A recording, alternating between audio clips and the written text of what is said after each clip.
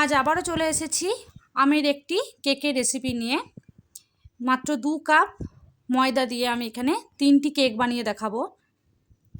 আগের দিনে কেকের ভিডিওতে অনেকে অনেক কমেন্ট করেছেন, অনেক ভালোবাসা দিয়েছেন, তাই ভাবলাম আমের কেকেরই পার্ট 2 করা যাক। চলুন দেখে নিন আজকের রেসিপিতে কি কি লাগছে।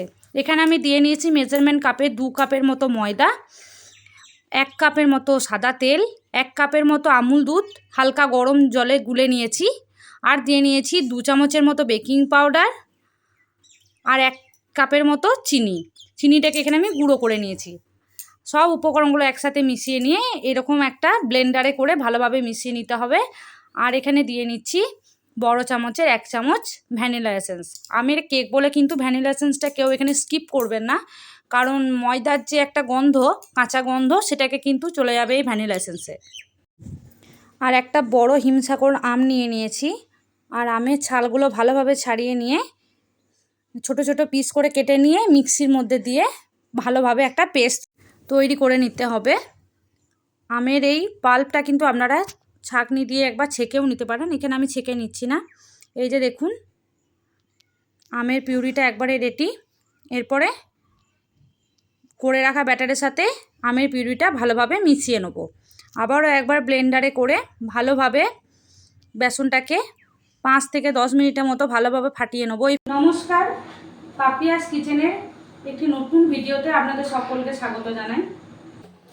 যত ভালোভাবে কিন্তু এই ব্যাটারটা আপনি ফাটাতে পারবেন, তত ভালোই কিন্তু আপনার কেকটা কিন্তু ততটাই স্পঞ্জি হবে। এই যে দেখুন ব্যাটারের থিকনেসটা ঠিক এরকম হবে। আর তারপরে এখানে দুটো স্টিলের বাটি নিয়ে নিয়েছি, আর তাতে ভালোভাবে একটু বাটার দিয়ে মাখিয়ে নিচ্ছি। দুটো বাটিতে এইভাবে বাটার মাখিয়ে নিচ্ছি, আর উপর থেকে তৈরি করে রাখা ব্যাটারটা দিয়ে দেবো। আগের দিনের এই আমের ভিডিওতে আপনারা অনেকেই অনেক কমেন্ট করেছেন, অনেক ভালো ভালো কমেন্ট করেছেন, তাদেরকে অসংখ্য ধন্যবাদ এত কমেন্ট করার জন্য। এই যে দেখুন কিছুটা করে জায়গা কিন্তু ছেড়ে দিতে হবে। আর হ্যাঁ, ব্যাটারটা ঢালা হয়ে গেলে দুবার এইভাবে ঝাঁকিয়ে নেবেন, যাতে ভিতরে হাওয়াটা পুরোপুরিভাবে বেরিয়ে যায়। আর ওপর থেকে এখানে আমি চেরি দিয়ে গার্নিশিং করে নিয়েছি, যাতে কেকটা একটু দেখতে সুন্দর হয়। এই যে দেখুন এইভাবে আমি কেকটাকে একটু সাজিয়ে নিচ্ছি। ব্যাস হয়ে গেছে। এরপরে আমি এখানে একটা গ্যাসে কড়াই বসিয়ে তার মধ্যে কিছু নুন দিয়ে প্রিহিট করে রেখেছি। আর এরপরে একটা স্ট্যান্ড দিয়ে এই দুটো বাটিকে এইভাবে বসিয়ে দিলাম। আর তারপরে 30 থেকে 35 মিনিটের জন্যে ঢাকা দিয়ে রেখে দিচ্ছি। গ্যাসের ফ্লেমটা কিন্তু লো টু মিডিয়াম থাকবে। আর এখানে আমার আরও খানিকটা ব্যাটার বেঁচে গিয়েছিল, ওই জন্য আর একটা কেকের মোল্ডের মধ্যে ঢেলে নিয়েছি।